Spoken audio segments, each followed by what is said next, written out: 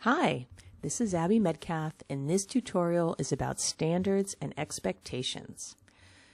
So the biggest problem people have in their relationships is that they have high expectations and low standards. That's right. You expect all kinds of things from your partner, mother, boss, brother, and your kid, yet you'll accept all kinds of unhealthy behavior from those very same people. What you need is to reverse this.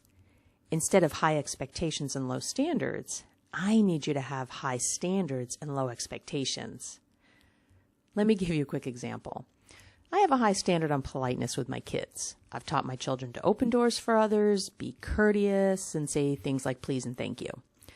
However, my expectation is that my children won't be perfect at this because they're kids and humans last I checked. Since my expectation around the standard is low, I'm not disappointed when they don't always get it right.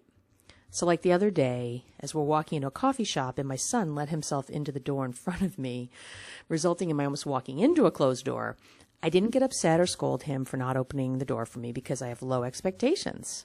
He's a kid and I don't expect him to get it right all the time.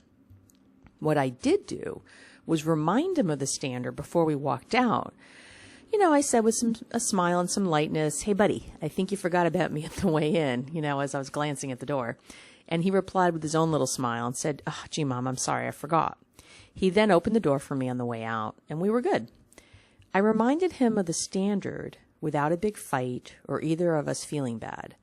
What I want is as much consistency as possible, but I understand that things are just not always going to work out the way I want. If you've ever been disappointed or frustrated, your expectation was too high. That's where that comes from. You make assumptions, so you're upset when the other people in your life don't meet your expectations. The big piece here is to figure out what your standards are. What is a must in your life? How do you need others to treat you? Most of us have never really thought about our standards or what we need and just run around with these expectations that don't get met, leaving us feeling resentful, disappointed, and angry.